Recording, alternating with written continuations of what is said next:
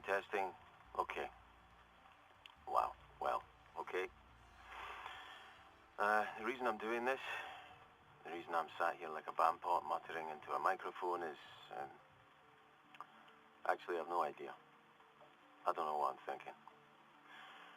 I guess that if I don't make it, or none of us do, then there'll be something remaining, some fragment of the people who lived here. I don't know if you actually want to hear it, but there's not much I can do about that, so here goes. I was born in 2005 and, well, I suppose it doesn't matter where I came from. It's where I ended up that matters. The Ark. Eventually. Long story. And this requires a drink. Hang on. You cannot imagine, at least I hope you can't imagine the panic when the seas rose.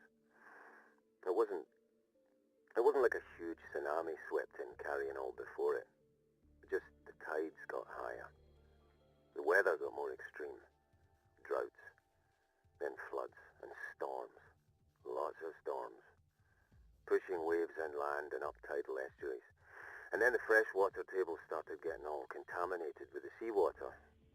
And then crops began to fail. Not all at once. It wasn't like Sunday it was fine and Monday nothing grew. It took a while. But eventually,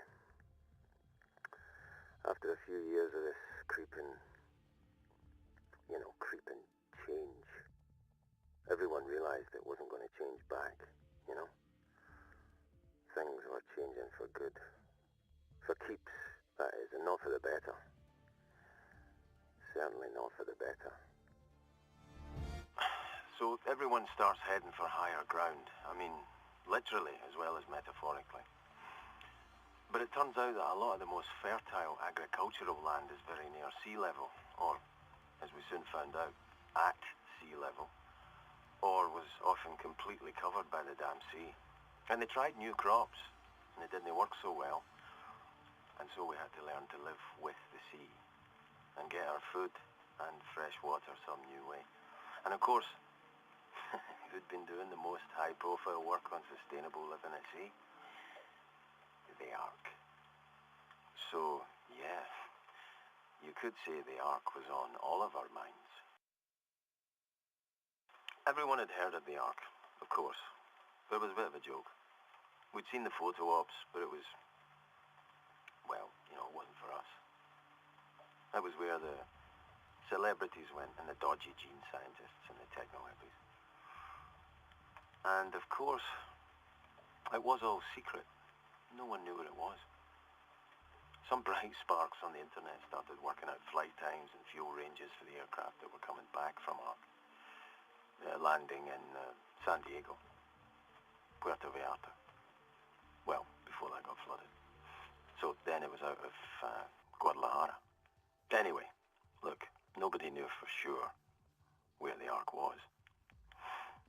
And it was clear that that was the way the Ark wanted it. Things got really bad. Things got like you read about or, you see in the movies. Just every man for himself stuff. It's amazing how fragile a thing an economy is. People just started taking stuff because they needed it, or they thought they needed it, or they were afraid someone else would take it first. And when you can't keep your own stuff because it's yours, you end up having to, like it or not. It was just really bad. But I only did what anyone else would do, just before they'd thought to do it. What can I tell you? I'm a survivor. You know that phrase, law and order? I always thought it meant the law, the police and the courts and that.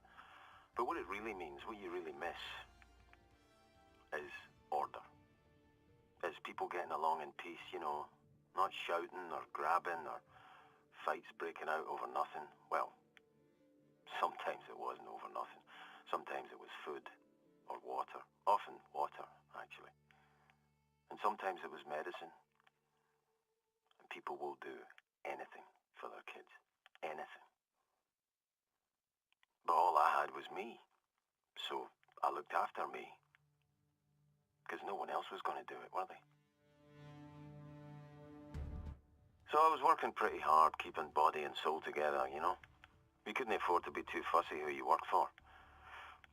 I had some employable skills.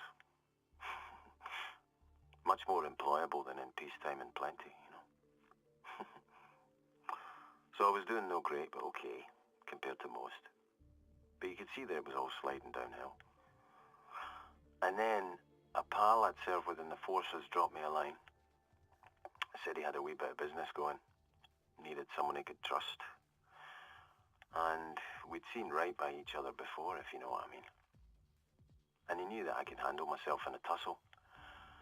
And very handy that proved, as it turned out.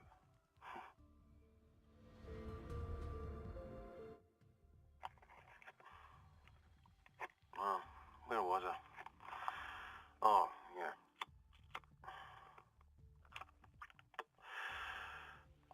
Yeah, it was a total mess.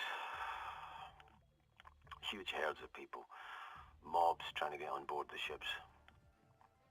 The only crowd control that works is bullet-based, you know? And the paying punters...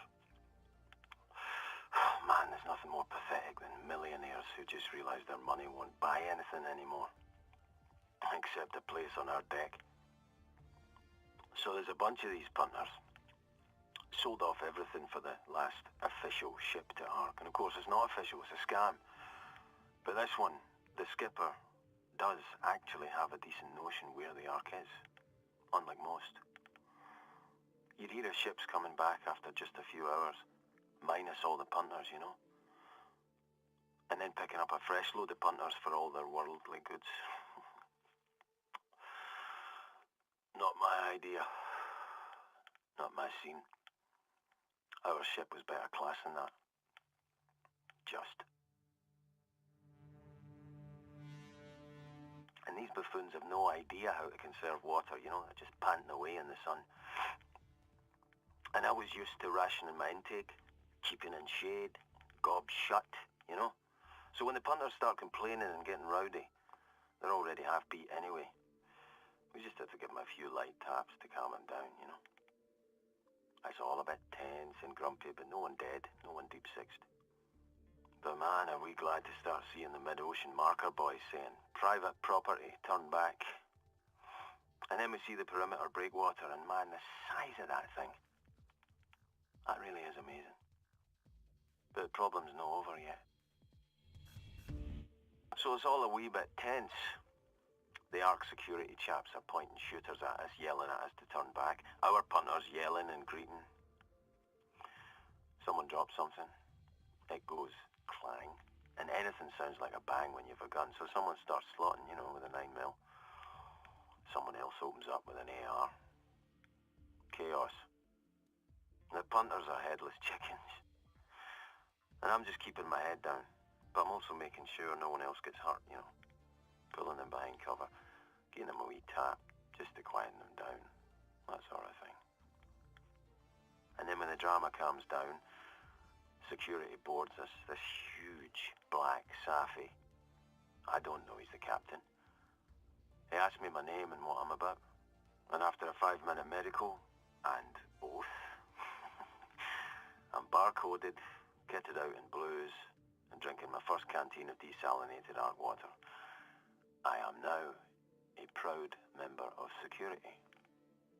New mob, same job. Kushti.